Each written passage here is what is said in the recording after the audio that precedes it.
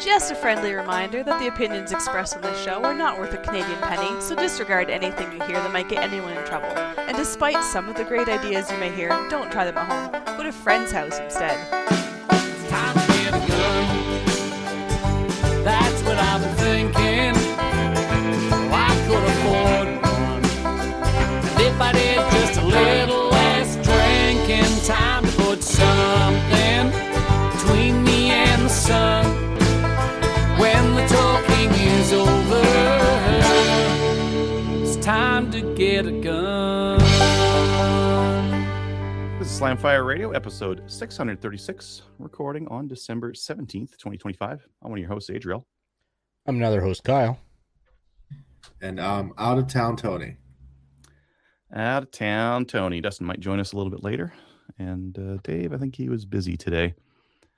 But why don't we get into what we did in guns? Cal, did you want to start us off? Sure. Didn't get up to much, but I have started organizing a bit. It's a bit of a pain trying to talk myself into probably throwing out a bunch of just random things I find, because I get random stuff all the time. So, but yeah, just trying to get things organized and clean in here. I did find, we were talking about a while ago, for when you were coming down here, Adriel, a nut for an A5. Oh! So that you could run. Because this has the nut for a Benelli on it. And so you just take that off. What's all that extra stuff on there? So it's got pick rail and QD for a sling. Oh, neat. It's just the way they designed this tube. So, and then you just put your one for your A5 on there, and you'll be able to have, when you come down where it's legal, a dozen in your tube. Neat.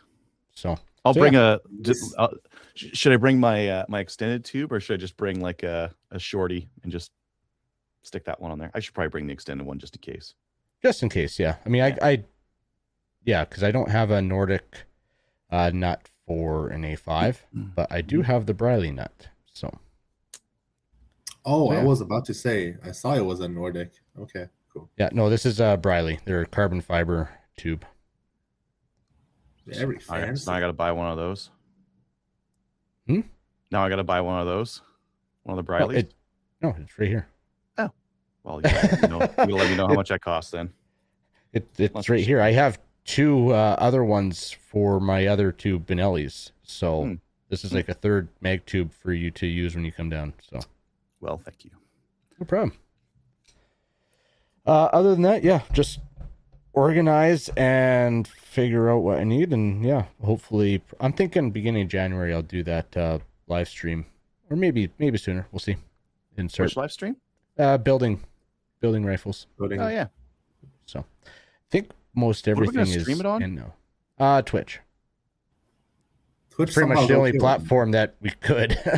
I don't know how Facebook is about it, but no, everyone will ban you, even Twitch. But let's find out. Sounds good. No, Twitch won't. It won't? Huh. No. Let me know when you schedule that, and I'll sit around and drink a beer while you make ARs. Okay. I feel like I'm part of the process. Yeah. Critique. I'll what was that backseat AR build? Yeah. About that. Do you want a JP brake or a Veltor brake on that rifle? Because I found both of those. Please elaborate. What's the difference? Whatever's light and compact. I remember. Well, this is the JP brake. So it's got pretty chunky. Yeah. Yeah. And then this is the Veltor. Oh, so this doesn't have any ports up top. It's just like your recoil mitigation ports, where the JP does have some muzzle rise ports up top and then nice big recoil mitigation ports. Veltor. Really? Really? I'm surprised. None on top. No, I don't care how big it is. I don't like. I hate when the guns kick down on me. Don't you find that they do that with a whole bunch of ports on the top? With the right amount sometimes, but I haven't found that. With the JP, I didn't find that, but I would actually clock it to the side. Yeah. Yeah, I would clock it slightly to the side. But yeah, okay. That's just pretty much it for me. Tony, how about you? I didn't do a whole lot. So I had in-stock notifications signed up with the CSC for their 597 mags. As I mentioned, right before Black Friday, they went all out. So I walked in like a boss and I said, I worry what you heard was give me a lot of 597 magazines. What I said was give me all of the 597 magazines you have. And I only got two because that's all they Good had. reference. Yeah, so yeah, I don't know how they only had two, but maybe it was a return. But I saw the notification pop up on my screen at lunch break. I was like, okay, cool. I'll go after work. Work is very close in the southeast of Calgary. So went there, bought the two mags. I don't have them here because why would I travel with them? That just sounds like a nightmare in Canada.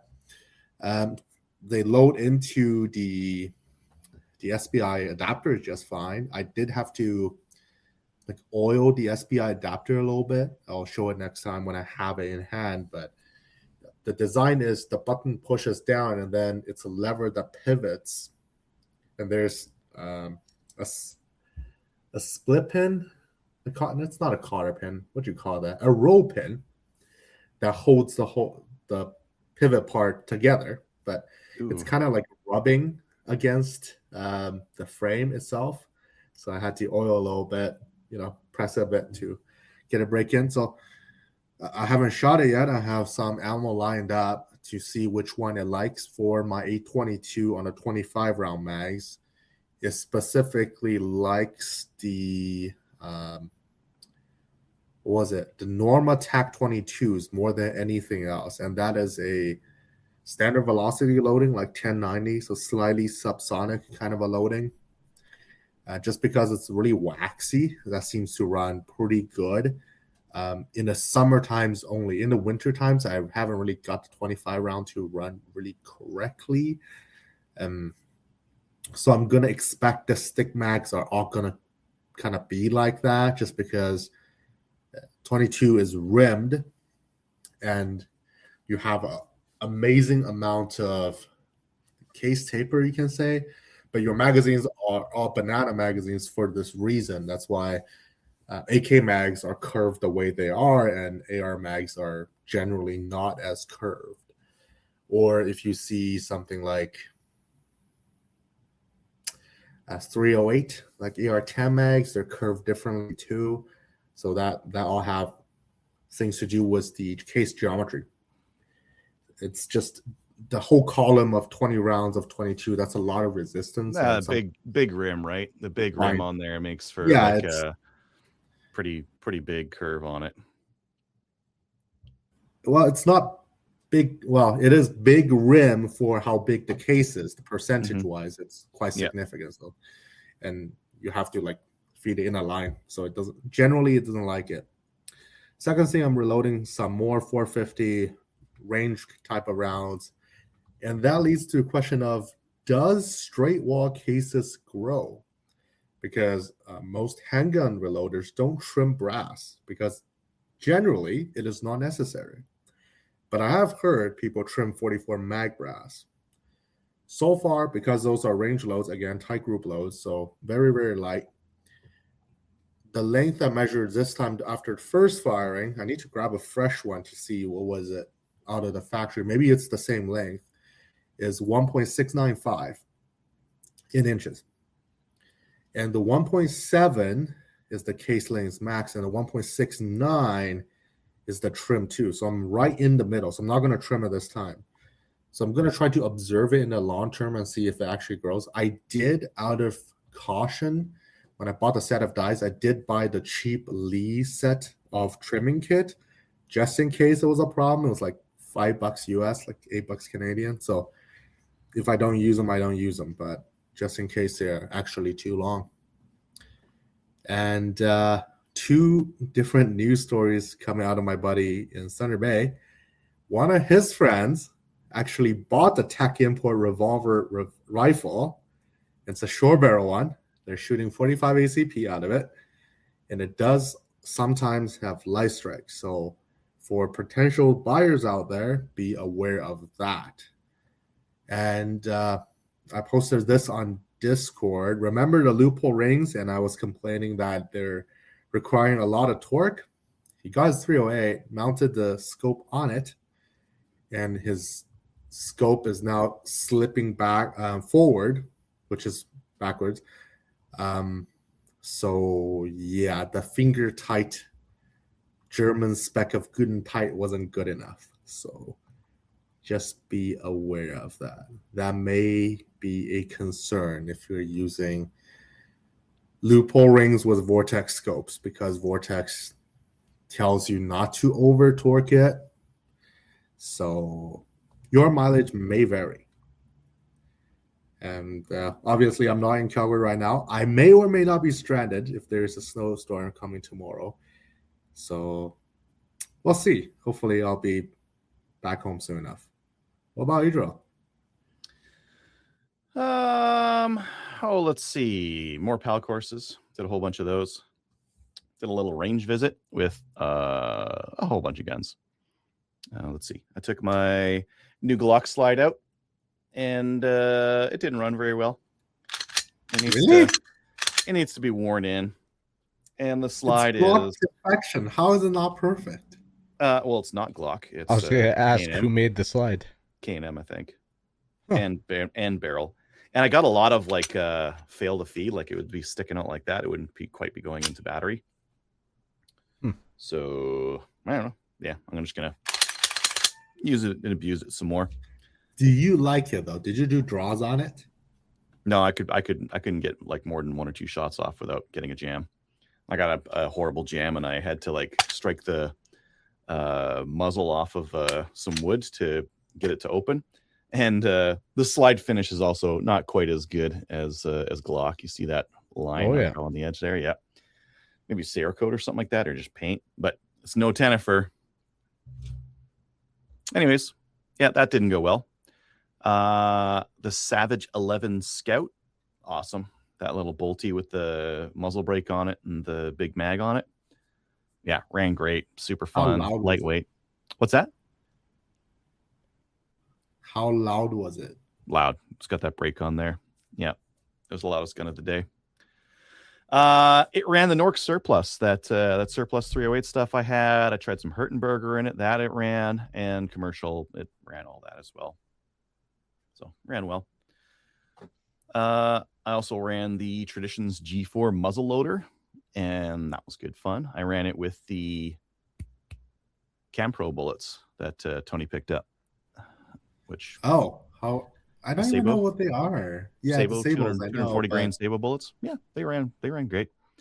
The whole gun, like man, like I now realize how good of a deal it is, because that stainless is so easy to clean, and removing the breech plug from the back and cleaning it from the back to the, oh my God, it's just so much better than the traditional muzzle loaders trying to clean them and going down the one hole from the front. Yeah, why did you have to start your muzzle loading career by building it yourself? I didn't. I've had muzzle loaders before.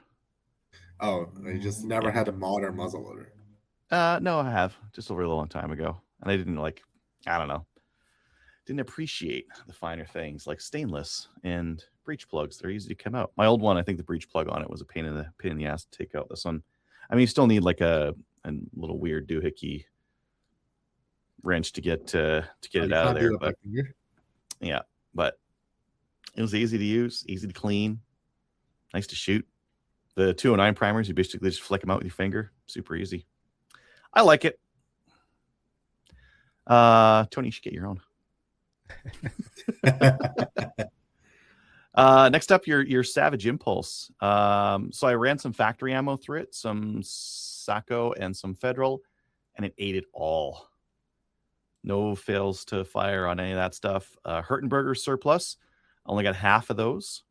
And then the Nork Surplus ammo, it didn't run any of that. But that stuff has hard primers. I've had trouble lighting that stuff off with like match rifles before, with like a light hammer on them or a light striker spring. But you had a Savage rifle with you, and that one did it. So, yep. And to be honest, I didn't really like it. Like, I didn't really like the action that much. I thought it would, but I didn't like the action. Just the act of like going back. It didn't seem like myself. Mm-hmm.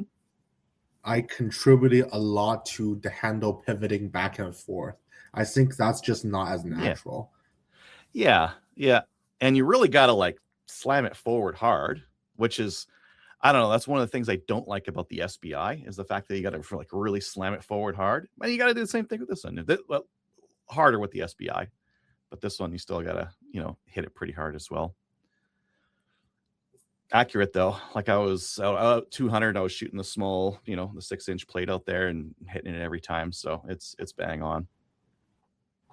That's a 3 MOA target. That's not that bad. Yeah. But with random ammo, right? With like Hertenberger and whatever I was using for that Seiko. I can't remember what it was, 165 or 150 or something like that, but it ran it just fine. And then I ran this Gevarm or whatever.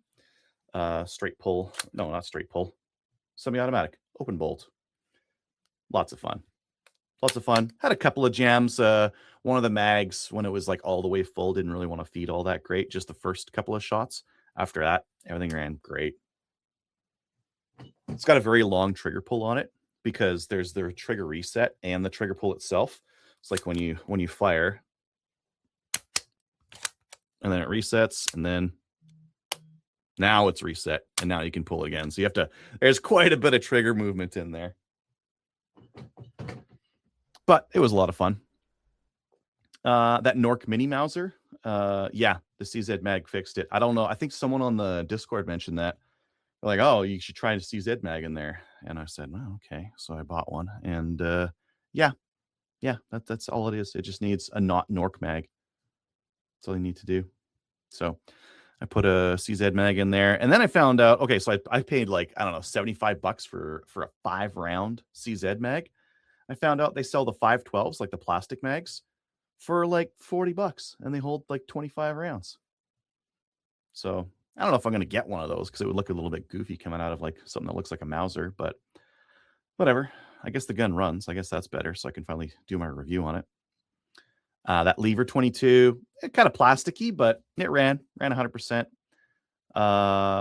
Fun. I don't like it has a hold open when the lever's all the way forward and the mag's empty. It doesn't let you move the mag up. I think I showed this last week though, right? Yeah, I showed that. The Turk shit 22 gauge. No, sorry, 20 gauge. Did I write 22 gauge? Are you guys messing with me? Trying to make me sound like a liberal? 20 gauge. It's on the prompter. I'm gonna read it. It ran great. I went through a box of clays between that and the Stevens 555, and the 20 gauge was nice and light and less recoil. And if I take some ladies to the range, I think that's what I'm going to use because that's great for clays and that kind of thing. So I think I'm going to keep that one. It's nice. It's filling a role that I don't think any of my other guns would do, which is like super approachable youth or ladies gun for doing clays. The Savage Stevens 555, nice and light. I've talked about how light it was before. Good for the clays. Nice and simple. I don't like that it has a bead front sight instead of a fiber optic. Like I'm just stuck in my ways of always wanting a fiber optic front sight, but so be it. I took out a Savage Mark II, like a new Savage Mark II, not the FV, like not the super cheap one, but like a regular barrel, non-heavy barrel, and threaded muzzle. And it just runs because most of those Savage Mark IIs run pretty much the same.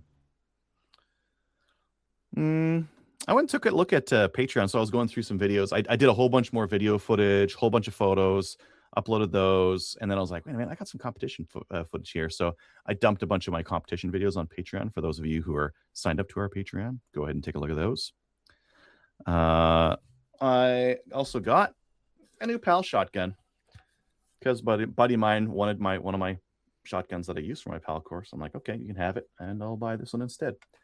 So this one's from Bullseye. It's a Chiappa Turk shit shotgun. But hey, look, it's got chokes. Cool. There's a choke on that thing. And rail for bipod. Should I put a bipod on there? On the pump?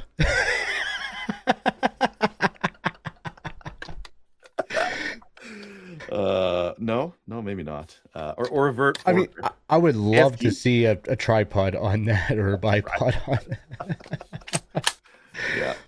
I'm thinking light was it what it was intended for, maybe? No, bipod. Yes, okay. Yeah. You sold me. One of those monopods that turns into a bipod. No, it's straight up bipod. No. The vert foregrip that turns into the bipod. Yeah, one of those.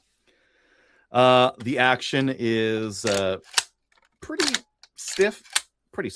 I've already had it open and I was pumping the heck out of it to try to like wear it in a bit, but I think the ultimate solution for this is take it to some PAL courses and let them do that because I've already disabled it. So it's getting packed up after the show today and getting ready to go down to another one. I sent in a Vortex Spark 1 to Vortex for warranty repair. Do you guys think they have parts for that thing anymore? The original Spark. They will send you a Vortex Spark 2. Yeah. Don't worry, it's fine. Yeah. I was gonna say you're gonna get an upgrade. it's wrecked. Like there's so many things on that thing that are just wrecked, and I'm just like, I'm gonna set it in. Maybe they'll give you a Spark 2. But I was using it for PAL course guns and that kind of thing, just to show a red dot. And then I have one more. Sure, hope you will just give you a new. Hopefully, I got one more PAL course. It's gonna be in Calgary, so I'm gonna try to get the video for the Impulse done, and then maybe I can bring it down. Are you gonna be around this weekend, Tony? Or are you gonna be stuck out in the snow? Maybe stuck out in the snow. Yay? Nay? Maybe. Am I stuck? No, you're not stuck anymore. Anywho, okay. What did you say? Sorry. I might bring your Impulse down this weekend. I might be done the review of it, so I'll bring it for you. Oh, okay. Yeah. Cool. Yeah. Sure. Maybe. Thanks. I got one day of recording. I got to record it tomorrow night and then bring it down Saturday. I'll probably be there Saturday night. Not like I'm in a hurry to shoot it again. It's fine. Yeah, but still, if I can. It's not like I go down to Calgary a lot. Like that's it. Yeah. That's all. That was a lot of stuff, right? That was a good amount, yeah. That was enough. It was enough. Getting into news, upcoming events. We've mentioned everything. It's cold. News. There's a shooting in Australia. We'll cover that in the main topic. Next bit, Colt Canada. They said they're out. They gave a pretty definitive statement that them and their parent company are not involved with the buyback confiscation thing. They didn't say they were ever involved with it. They just said, we're done with it. We're out. I'm paraphrasing here. Yeah. Is not and will not. Not ever, but just is not and will not be involved in the compensation program. I think that's pretty definitive. I think. Yeah. I didn't see this one. Who's got this one? Pilot program got robbed.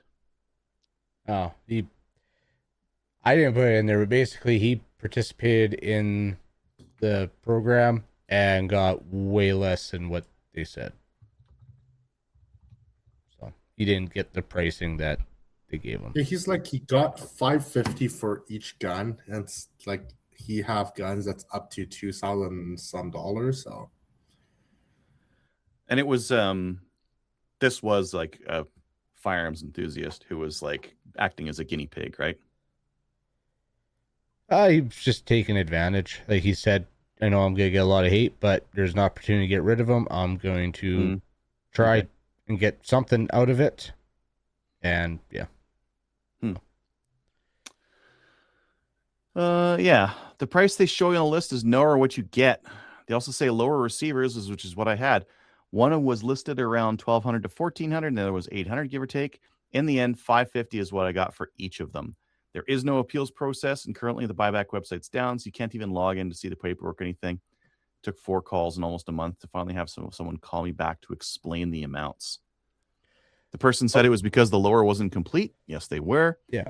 And then they said it wasn't because it wasn't a complete firearm. It doesn't say that on the list. In fact, on the list, it says they just want the lowers. Yeah. And then, yeah. there he tried to argue they're not paying for uppers, and he got screwed. That's the moral of the story. Can we launch Yeah. a class action lawsuit against the government? No, because they may put the disclaimer that the prices on that list can change at any time without notice. You're not gonna get anywhere. Mhm. fair. So maybe So on their a budget lower- is realistic. So on a lower, complete or not, I'd have a hard time at that seeing, like, when they put up there like $1,300 for a lower, like that's dreaming. But you're like, the gun that is disabled by doing that is $1,300. Yeah. I mean, yeah. So proof that list was bogus. It was enough to get people to think, hey, we can actually get fair price for this, and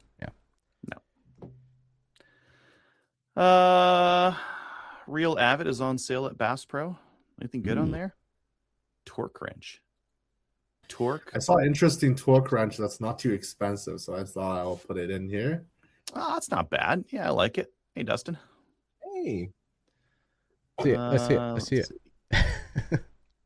I'm getting it up. It's not a digital one. It's like one of the ring ones. The 1/4-inch socket size, yeah. Yeah, that's good. That's usable. 15 to 65. Yeah, because they have the individual torque sockets for sell it for each different torque setting or the adjustable one. What else do they got for Real Avid? Oh, I'm not paying $320 for a vise. That is a nice vise, though. Precision torque. Yeah. Yeah, What's but there's that? also just putting it down on the ground. That's a decent price for that bench block. You know how many times I've torqued out like an AR part by like putting it on the ground and like putting my knee on it? Guilty. Oh, Yeah. I have to say I've never done that. You didn't have an I AR though. tried. Well, Because I had AR my is like you're putting on P9. the castle nut. That doesn't have to be like Yeah, I've stupid torqued, right? I've done it on a K9, but Mhm. I think my castle nut on my LPC might be loose now, and I torqued that on a vise. Did you It's still stake kinda it? loose. No. Oh, you probably don't want to because that's how that thing comes apart. Does that one come out the bottom? No. Can't remember. That one's on the bottom. The MRA comes out the back. Yes. Yeah. Oh, looks like they got like 20% off Real Avid stuff. That's awesome. This cleaning kit's a good one. I like this universal cleaning kit. It's like a pull-through style, but it's Okay, so yeah. compact that like for $30 you can leave that in your vehicle or your range bag or something like that. And when you do, because you got sand or something in your gun, that's a real quick way to do it. The heck? hey, are we Multi-choke tool. are we handling firearms on the show? Oh yeah. Sweet. So for your yeah. 410, for your 20 gauge, for your 12 gauge. Or your 10 gauge. I like that. That's cool. I like it. It's only like $12. Oh, and adjust your scope. Gotta love 9mm cases I find on the ground. That's what I use. Yeah. Stick the rim of that in there. Shotgun cleaning kit, adjustable torque Well, limiter. Hey, there's Never something really for had a you great and Tony, since you guys are doing the black powder thing. That kit that you're hovering over right there. It's got Nice your cleaning breech kit plug. for your black powder. Master maintenance kit. Oh yeah, for inline muzzle loaders. But they're so easy to clean. Pedro I just- have access to a piece of land that allows muzzleloader hunting. I don't. Uh-huh. Yes, you Why do. is that stopping you? They all allow muzzleloader hunting. Yeah. Well, I don't have access You just to don't that get piece of special land. treatment on that land. Yeah. Yeah, actually we saw this at Last SHOT Show year. last year. Yeah. Yeah. Gotcha. Yeah. It was this one. This was the one. They got like a little pick in there. Yeah, it's like a little multi-tool for it. Yeah. Yeah. Smart rod, magnetic light. Okay, we went through all the things. I like 20% it. off Real Avid at Bass Pro. Make sure you That's click cool. on our link before you go there. Yes. And okay, that's lame. But check this out. Kappa's got the 44 Magnum Oh. Rhino now. I want it. Why you want this? Why? Why So wouldn't just you want 44 this? Magnum's Look bigger at than it. 357? It's sexy. Look at it. Oh, I want that black one and Why? this Why the stainless black? steel I one. thought the rainbow color, the best one. No. No. Well, oh yeah. Okay. Now the Nebula, I have not forgiven myself for not buying that. I have not forgiven myself for not buying that when it was in my hand. But What about gold? no. Gold tiger stripe. Yeah, Yeah, that too. there was a time, not anymore. I think that would be if I bought the Desert Eagle, it would be the gold desert or tiger stripe. You're saying 'Cause it's a something, novelty gun anyways, so. Dustin, you were saying something there? Oh, there was a time where like the gold tiger stripe was the thing. I don't think it's the thing. It's like, tell me you were into video games in the teens. It means you've done really well in Call of Duty. Yeah, really Or well. Prestiged a couple of times. yeah. I suppose they probably have them in Counter-Strike as well, right? Mhm. Yeah. Dustin, what have you been up to in guns recently? Man, I've been busy. Still doing more work stuff, obviously. Actually had another gun show and tell today. Where I introduced chamber flags to like the guns being displayed, and the executive producer liked that. It's like, oh, what a clever way to display for all of these people that these guns are unloaded. I'm like, right? Almost. I saw a rust Mad- come up on my Wish on someone my thought of that before. Steel-O-Vision. I was like, oh, I wonder if the scene's in there. I don't want to watch it. Yeah, Shit, it's got real. I got real. you can watch and see how much live ammunition is floating around on the set, and just guess. Oh, is this a scene where he's got real bullets in his belt? I kind of want it like the Monty Python where the cops come in at the end. Like the movie's still recording. The cops come in at the end. Like, what's going on here now? Oh, we shot someone. The cops are here. The movie's over. It's a cop out. Literally. Yeah. So did that. Put in our big ammo order for the first couple episodes. Where I've only read we've only got the first 3 scripts, so I can only kind of foresee so far ahead, but ordered all of our blanks for the first couple of rounds. I've been ordering holsters like crazy, which I got one today, and I swiped it. I was like, I wonder if that fit my GP 100. It does. So, do with that what you may. But yeah, so that I got a Christmas present from this random guy. This real random guy that we know, this guy named Dave. Yeah, he sent me a Mantis Elite. Yeah, he asked if I was interested in this a while ago, and I said yeah. I've thought about buying one a few times, but I'm a cheap bastard. And anyway, he sent me one, and I spent all night playing with it yesterday. I got it in the mail, and I was literally annoying my partner while he's trying to watch a doc about P. Diddy, and I'm sitting there trying to like get more consistent trigger pull with my Glock 19. It's like, yeah, it's very distracting, I'm like, well, so's your documentary. How many people in the documentary got it? How many? Well, That's usually what I do. He's yeah, I mean, usually like if I'm doing dry fire practice, yeah, I'm aiming all at the TV, but you set up your phone, so like you kind of like use you gotta shoot your phone, right? Yeah, it is the point of aim, right? It's not like there isn't actually like a laser, like because it's just a little like multi-axis motion sensor. So using this like incredibly sensitive multi-axis motion sensor, you're aiming at like this target on your phone, but it's more about just having a point that you're aiming at, so that when you make a mistake, it can tell you kind of what you did, right? So you shoot like a course of fire. I was call it 20 rounds, just sort of see, all right, what were my flaws here? And it's like, yeah, not enough trigger pull here, or you've got the wrists of a little girl. And yeah, so just kind of tightening up some of my dry fire practice. I need to go to the range now that apparently it's not underwater anymore. I got for those that don't know, the heavens opened up, and you would think people would know that building things on a reclaimed lake might cause some flooding.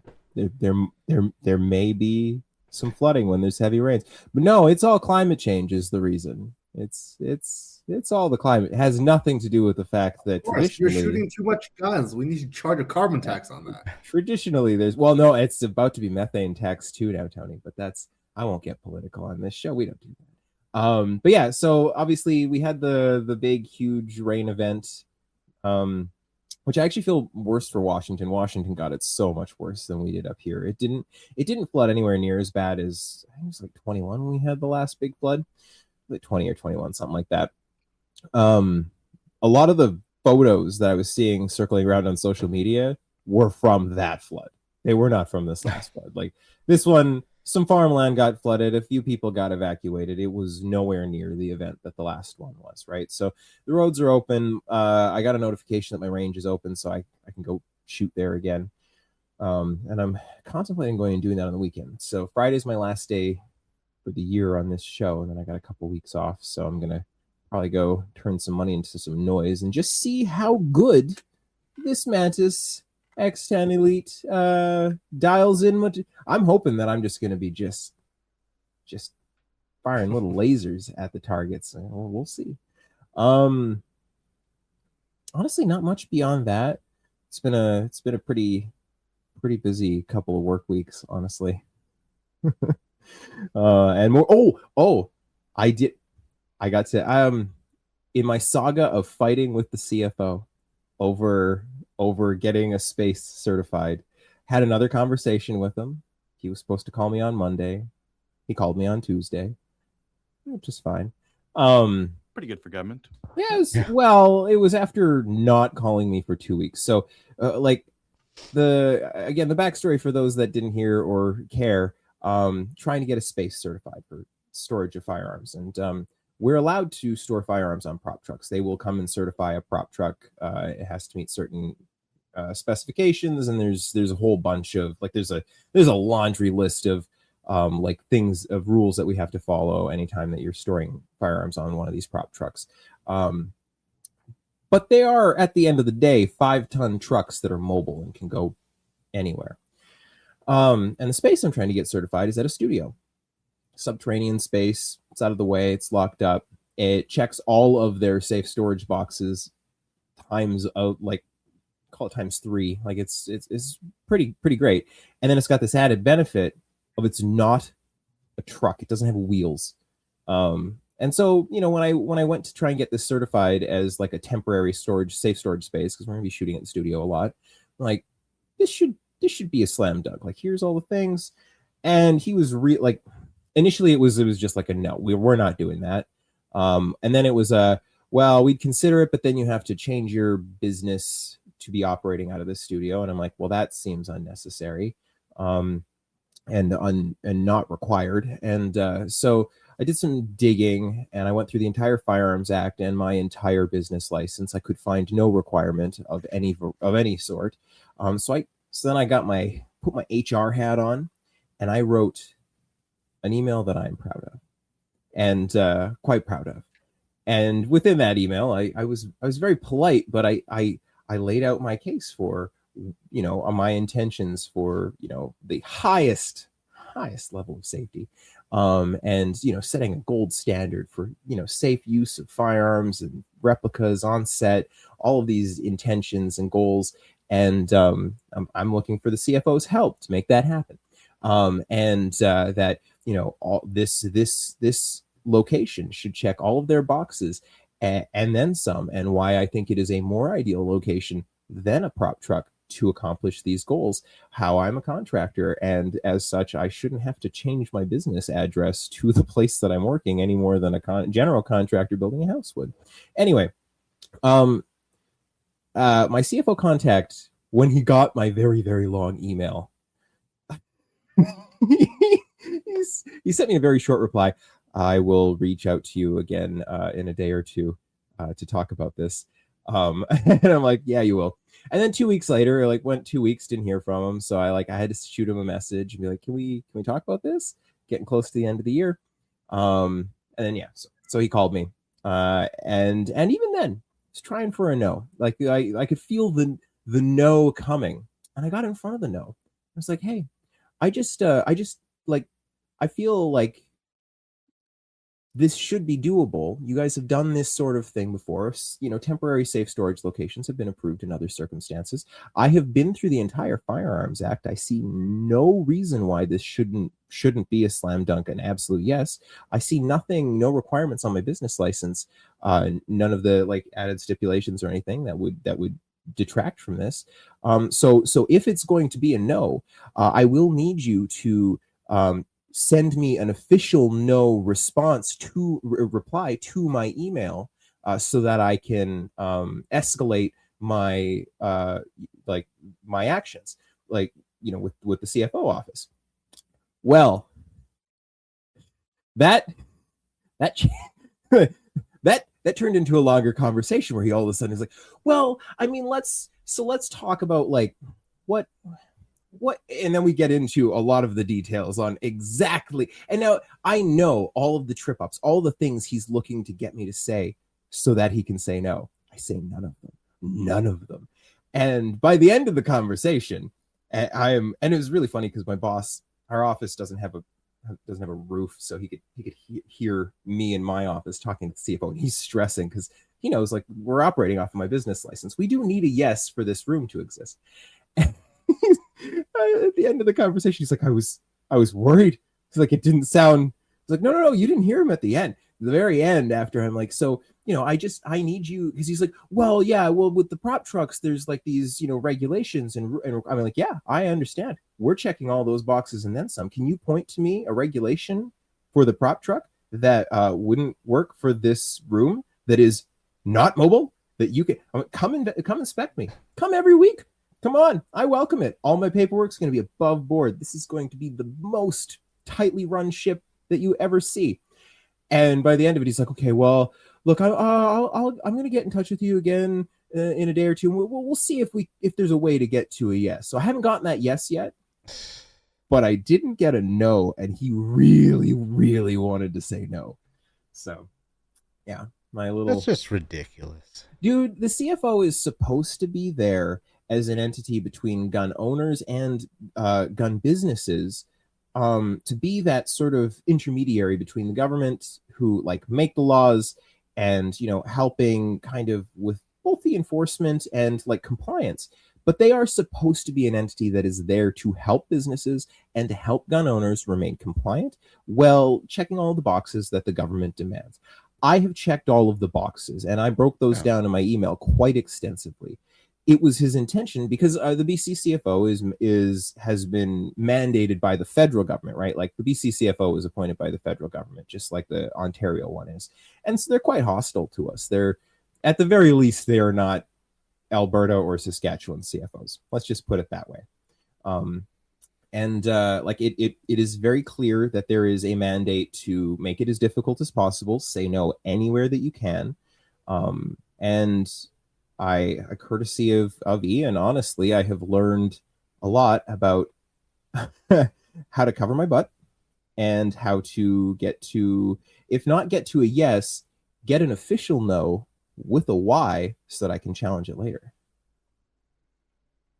That's my ramble. That's what I've been up to. And I got to chat it up with a bunch of the armors. How to earn friends and manipulate people? You reading that book then? Ooh, what's that book? Really common business book. Oh yeah, you were talking about what else have you done recently? Is that everything? That's it. Okay. Yeah. It's where are we again here? I'm sorry, I was rambling. We're going to the main topic. That's where we're going. Canada gun ban, next step speculations. So what's going to happen? Australia had this thing happen. Ban them harder. Some people, Australia's got the hardest banning of all the guns, and yet they still had a mass shooting happen. Yep. Do we learn much about it? Was a BRX-1 and a shotgun of something? Actually, I heard 6 guns somewhere. He had 6 guns. There was a couple of shotguns and at least 1 straight pull rifle. Yeah, really, the only picture I saw was of a shotgun. There was a rifle. I saw a clip of someone using a straight pull. I did too. Unfortunately, I believe that elderly couple were taken out with that. But yeah, and the only lesson that obviously there's no such thing as accountability for the government, and the fact that they gave someone with a terrorist son a firearms license without any questions asked, who wasn't a citizen or anything like that. Yeah, we wouldn't want any accountability for the government that issued that firearms license, just like New Zealand. So ban guns harder. We didn't ban them hard enough. The kid was born there. I thought the kid was born there. No, neither of them were citizens, and the kid was investigated for like ISIS terrorism. Yes, I did hear about that. And I did hear about them, granting him a license after, the kid's an ISIS terrorist. But what could possibly go wrong? Seems like a solid guy. I'm not surprised that they're going harder on, like they say they're going to enact more gun control and that. And I'm not surprised. I just can't help but think, because there are people who stepped in and took down people. I wish they would have kind of finished the job instead of letting them walk 50 yards away from them. But yeah, that guy, I don't know how. What would have happened if people could actually carry, and then in that situation deal with it without having to put yourself in danger and go up and do it by hand?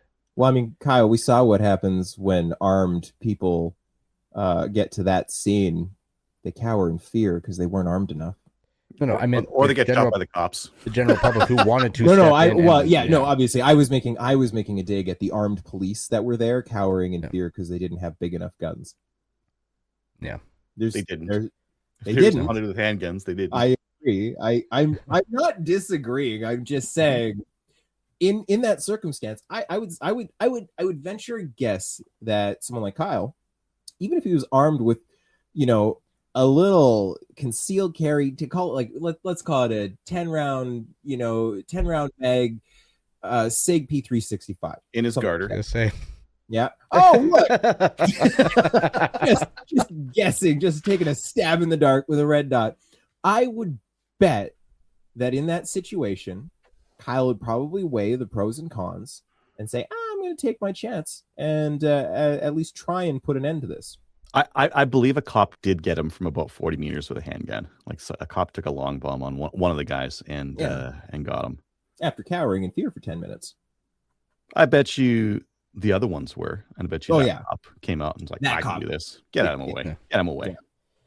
And it would not have gone as long if people could actually carry and, defend themselves. No, but it's best for all of those people to be even less able to defend themselves. Well, I know. That's what society needs.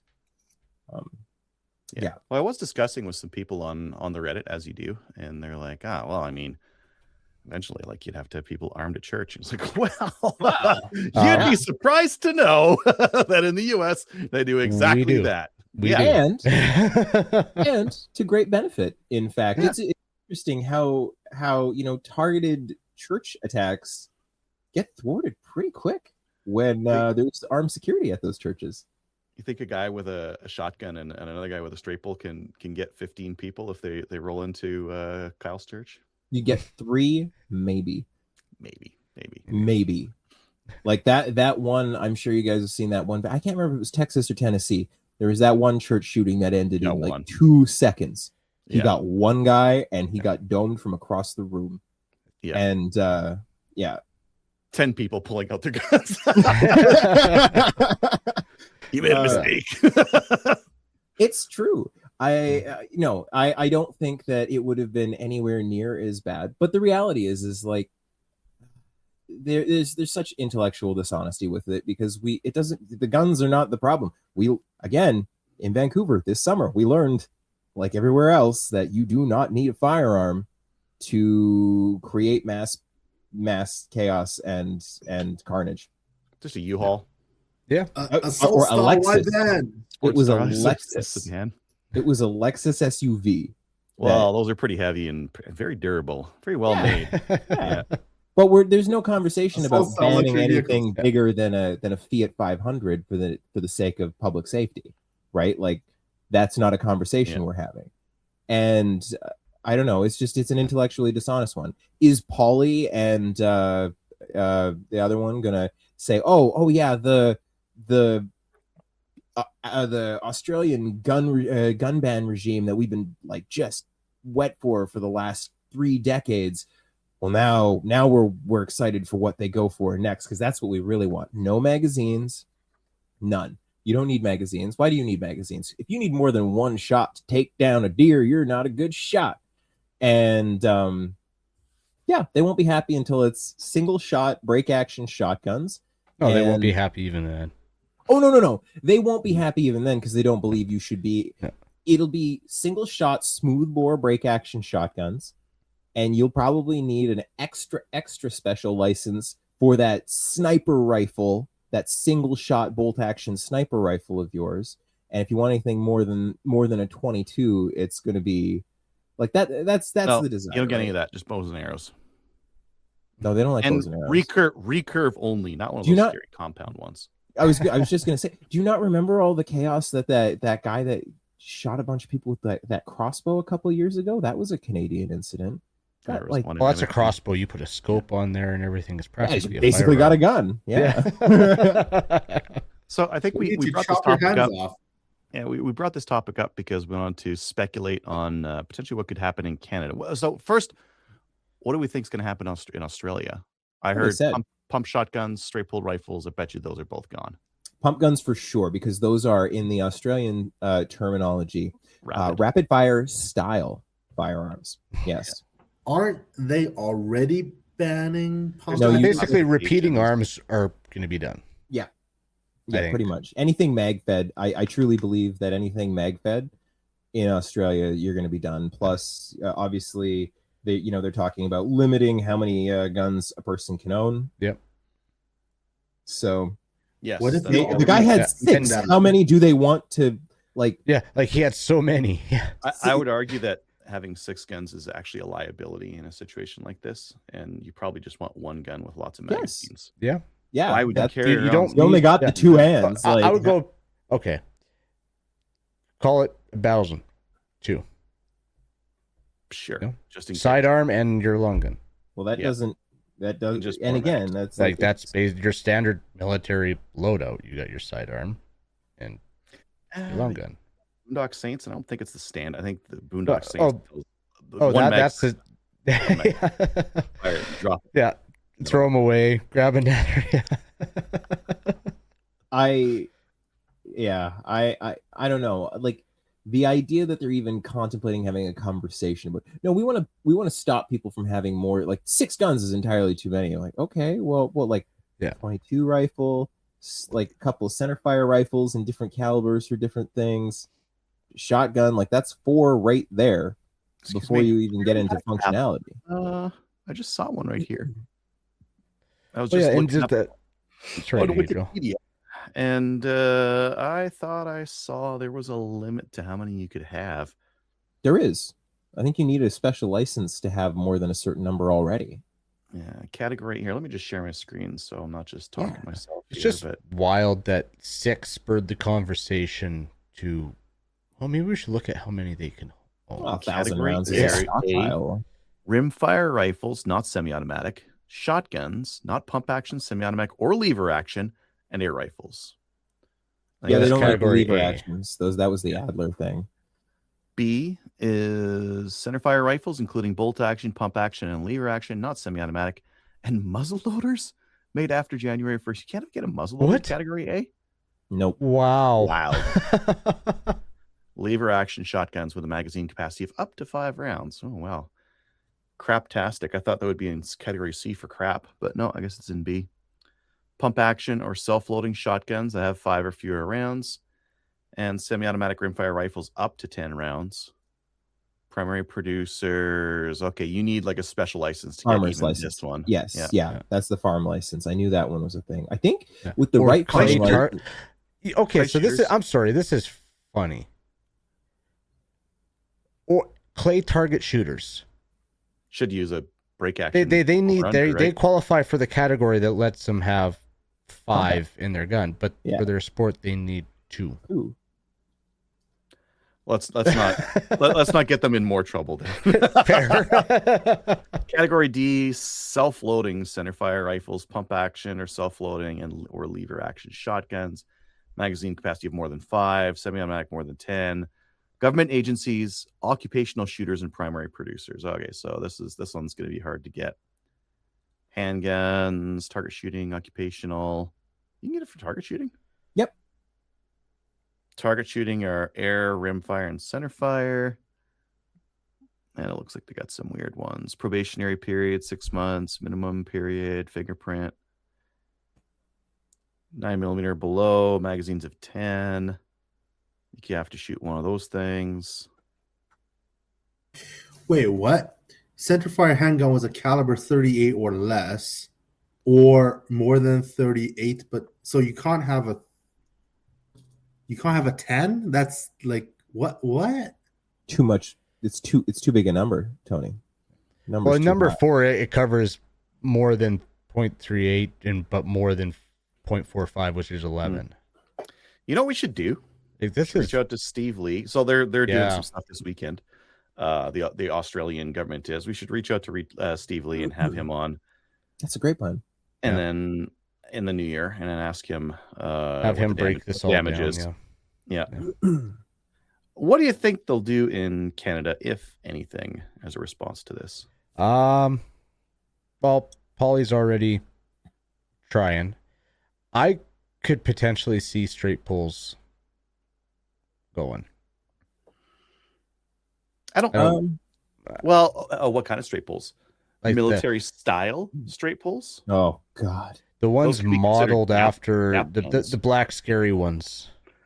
Like the one that Tony used for hunting this The year? BRX one is not that scary. None I of don't them are think the BRX scary. can be Like, Not right away, anyways. They'll need like a big another round of bans, because like the last round of bans, they banned guns that were used here and guns that were used in other places. yeah. I don't think they have enough left for a big round of bans, but yeah, I They could mean, do another pretty big we one. know that they're real hard for like getting rid of magped stuff, right? Yeah, I think detachable mags are pretty Not even- close. Not even detachable lot of- mags. I mean, they banned most things with a detachable mag already. It's going to be fixed tube mags that they come after. Like I like they Yeah, tried but, like, really it's hard to also do it. bags on bolt action guns. I can see that going too. It's like Yeah. you only have a blind box. That's all you Blind can box have. mag. You cannot, All right, you cannot here's have magazines. my prediction. No more than 4 rounds in your bolt action sniper rifles. No more detachable mags either. Fixed mags only in your bolt action sniper rifles, because those are for killing people as fast as possible and at far distance where you can't be affected by handguns. Which is the primary tool of the law enforcement. So we don't want the police to be at a disadvantage fighting someone with, like using a pistol with against someone with a rifle. So anything more than 4 rounds out of your bolt action sniper rifle, and that's how they'll put it. And it'll probably be 2 rounds out of any shotgun. Why would you need more than that? That's how many you're allowed for upland game bird Are hunting. you thinking for So- like soon, or like I think- eventually? No. I think that's the next. If they were to do a big next round, that would be the push. Look at Australia, 5 round. They had their 5 round because that was what Yeah. they wanted. This is what Polly wanted, was to ban everything more than 5 rounds. Well, that's Well, what Pauly, Australia had. like, And it strictly wasn't good speaking, enough. in the late '90s, Pauly got everything they asked for, and they said, "If you guys put this in, we're good to go. We're done." Well, Yeah, that well, was we a- know they're a bunch of that was liars. a lie. There's a quote. Well, I can pull it up for you guys if you that's the I've quote. seen it. Anyways, yeah, it's That's my guess. My prediction is any like fixed magazine shotgun is going to be limited to 2 rounds. and you're going to be limited to 4 rounds out of your bolt action sniping rifles. And and then anything else detachable mag fed, just no more. And the SKS will be banned for everybody but the natives. How do you even have 2 rounds in your pump action shotgun? You have a plug. You might just right ban now, pump action, but well, yeah, but that's not permanent enough. No, they'll demand a permanent modification for sure. That was what they were proposing with the pump actions and the lever guns. That they already want that. They've already been like transparent that they want to come after permanent modification of tube bed attached magazines. So, like, we know that. So I belligerently said I refuse to permanently modify my 6-round lever gun. Bite me. Yeah, I don't think anything's going to happen anytime soon for Canada. We're already in this middle of this like very difficult confiscation. I don't think Carney actually really wants to do it. He's stuck having to do it. And, well, he's doing it for Quebec. We know why he's doing it. Yeah, but he'll just try to get like anytime even when Trudeau was putting stuff in, he'd say something and then say it again and then say it again and then start implementing, and it would take longer and it would take longer. And our guns were banned 6 years ago now. 6 years ago almost, yeah. And they're just now trying to maybe talk about maybe they're going to do some confiscations, but only for some people. And so, yeah, I can't imagine they're going to be adding like a ton more to the ban list right now. It'll need I don't know, Carney gets caught with blackface photos somewhere, and then you just need 1 more, at max 2 more floor crossers, and they're right at the finish line right now. No, they're not. They're not. It's a false finish line, Tony. A little bit more. It's a false finish line. It's a false finish line. He's going to lose a bunch of the radical leftist ones in their caucus in the spring. It's like he's going to lose like six MPs. He's going to have to do we're either going to have an election in the spring, or he's going to have to run like a whole bunch of by-elections, and he knows it. It's a false finish line. Or and he also pulls in one more conservative politician and takes a majority. Well, no, but it's not 1 more. He actually needs 2 more to have an actual functional majority, because the speaker is a liberal. Yeah. And like I said, it's not going to matter because she said she's going to do it. What? Sorry? Say that again. You can bribe Elizabeth May. She said she will do it. No, she said she won't vote for them anymore. But she will be the speaker. Yeah, you could probably bribe her with that. But it doesn't matter, because they're going to lose like 5 or 6 MPs in the spring. Like Chrystia Freeland's gone in the spring. She can't do her job from the UK. They're losing what's his nuts, old drunky Mick lying cop face. Bill Blair. Yeah, they're losing Blair. Guilbeault's not gonna keep his seat. He's gonna take off in the spring too. And then there's a handful of others. They're gonna have to run some by-elections in the spring, and he knows it. 2 floor crossings, not gonna get it done, not in the long term. It might for the optics, for like in a short term, but in the spring there will be by-elections, or there will have to be an election, and he knows it. And they have been woefully unsuccessful at passing anything. They've got 1 thing passed in 9 months. It's embarrassing. And after Christmas, when people had the crappiest Christmas they've had in 10 years, and the credit cards are coming due in January, and people are more pissed. Like, I don't know if you guys have seen the last couple of I know the polls are getting better. That one's a little pie in the sky. That Main Street one felt a little bit like, yeah, I'll wait till I see a couple more polls that suggest that. But the polls have been getting better, and truly, like, the Conservatives have not lost ground. This whole narrative that they lost, Pierre blew a 20-point lead. No, he's sitting at 41 during all of the run up to the election. He was sitting at 42, 43, 41, 43, 42. Really, really trying to make it so that they kick Pierre out and get someone else. Then you lose all that name recognition, and you get some brand new person to put in there. It is wild how hard the media is pushing that narrative to try, and like from all angles, CTV, CBC, everyone is coming after him. And when they coming after you that hard, there's a reason. Yeah, they need him out of there. Yep. Yeah, I actually agree with you, Adriel. Like, I don't actually when I'm joking when I say like these are all the things that they're going to do. I don't think we're going to see any more bans, barring an event like the Australia thing happening here.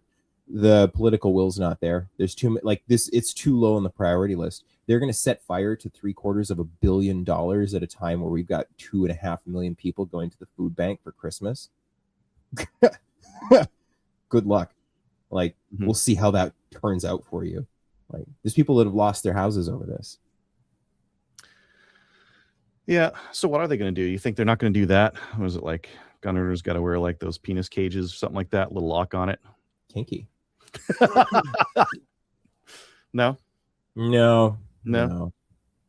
They call that the weapon of ass destruction. maybe that's just you got to walk around in town and everyone else yells shame, shame, and throws like cabbage and lettuce at you, or no? Yeah.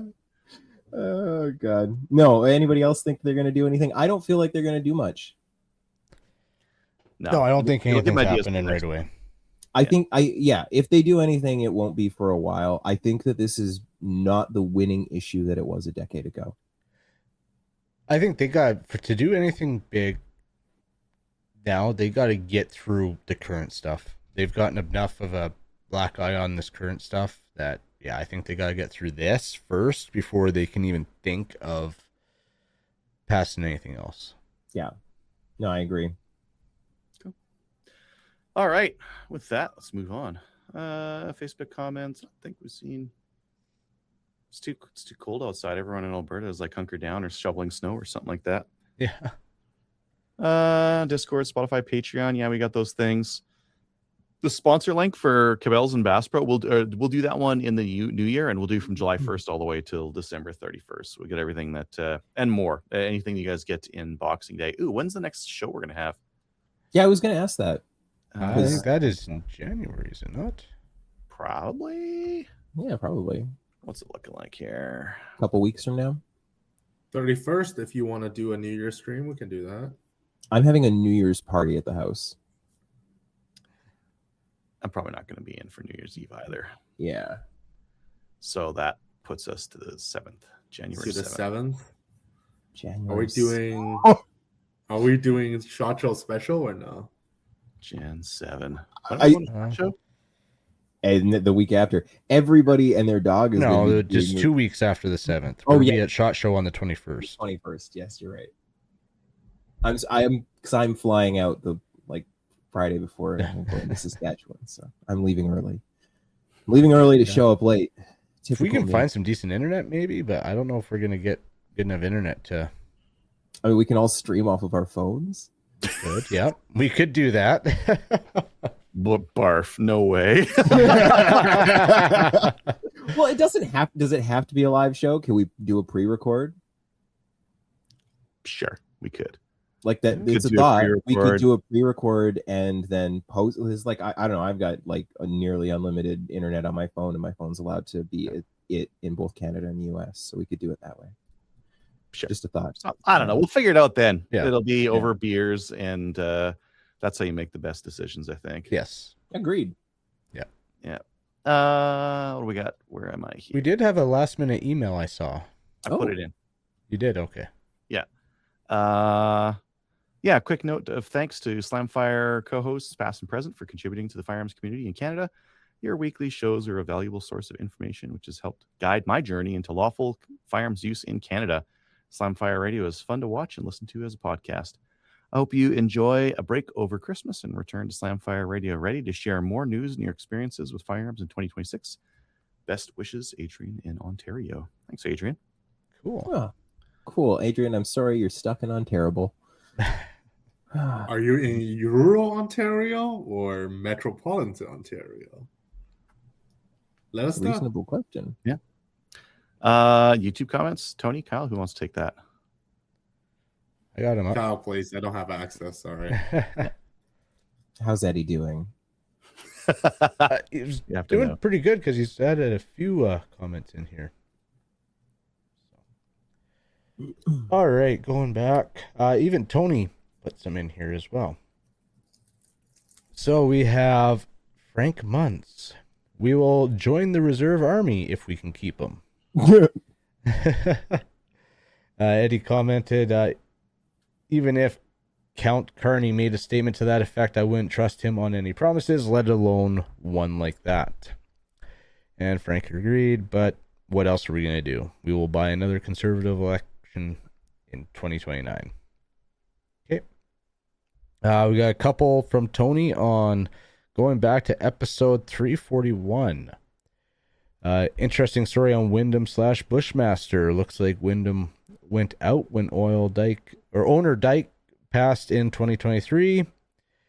And then it's a good thing Tony's on here, because this next one he can enlighten us at minute 47, second 55, Too Real.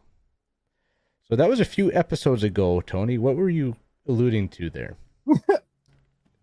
I don't even remember now. I think it was something about you can only own rimfire and shotguns or something like that. So, okay. Yeah, we're going in that direction, I think. Okay. And then we got 3 from Eddie on last week's episode. Tony, the AK charge thing is better known as a reach around charge. Do you have an extended magazine release on your competition 1022? It could make your tandem cross, double cross mag changes a bit quicker.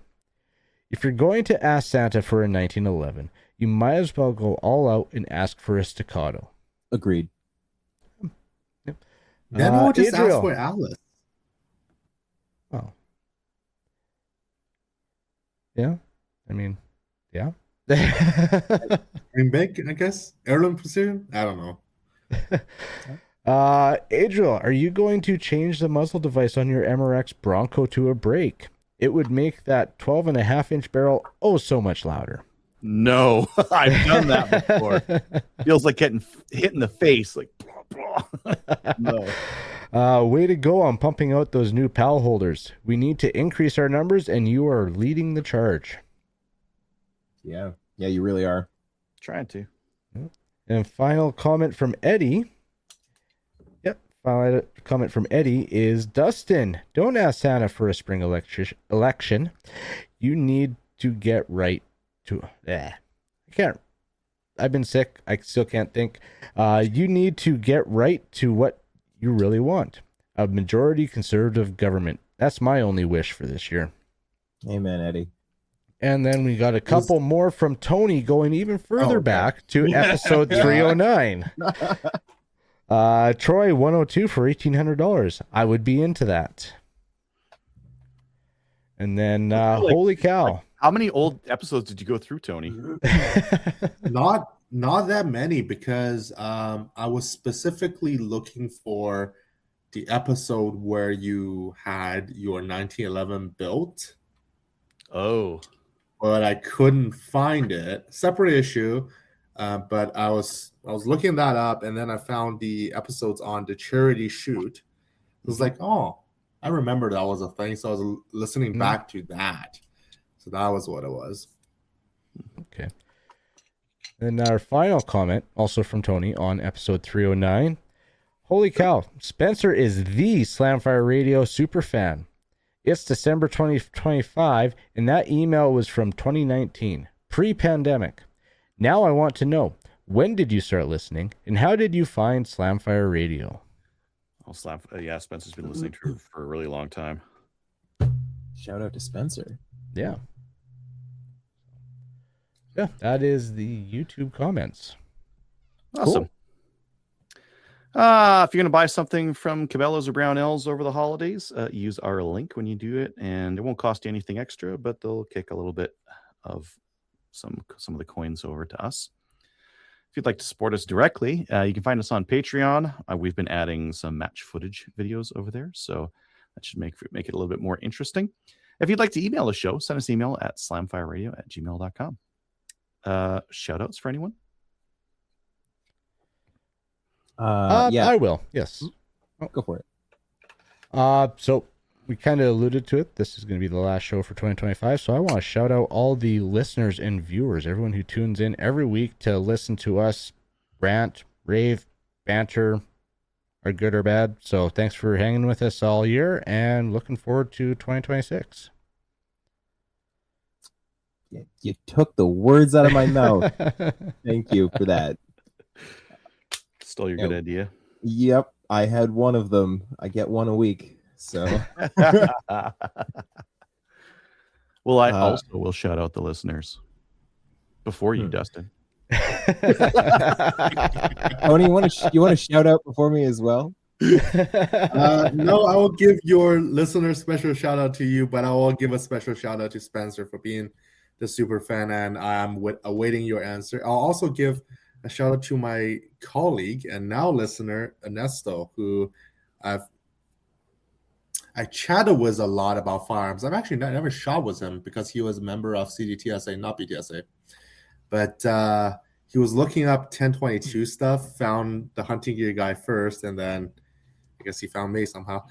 And I'll give a shout out or a recommendation to, yet again, the Vortex Nation podcast.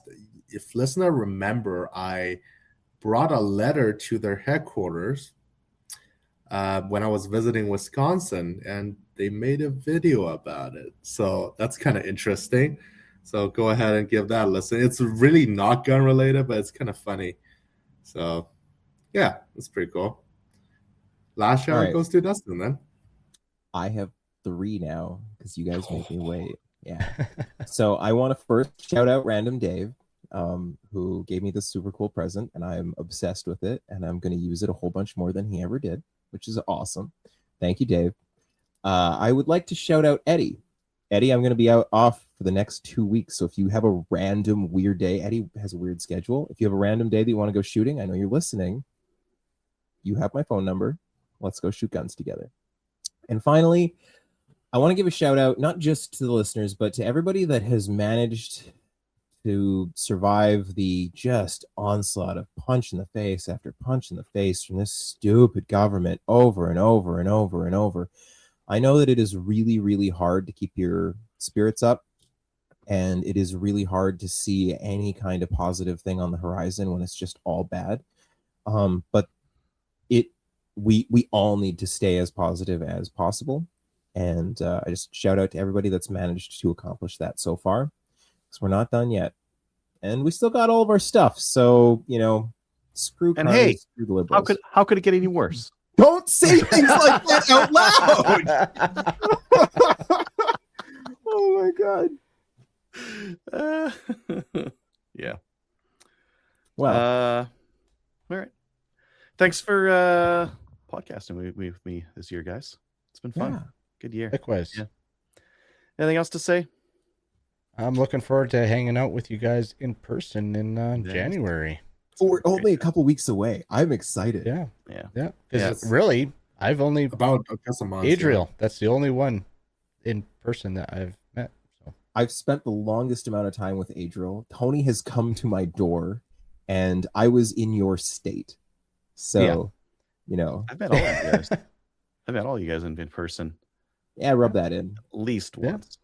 Yeah. At least once. At least There was, we will never know if that masked glance at that weird party, This guy's bald and he says howdy.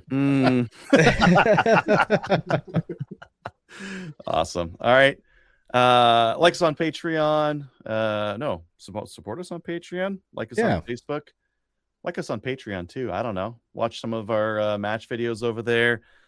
Check out our Discord server. We're talking over there all the time. And we will see you next year.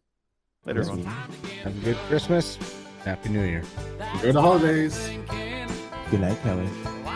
So if you have any comments or questions for the show, please send an email to slamfireradio@gmail.com. Now go grab a gun and shoot something. When the talking is over, it's time to get a gun.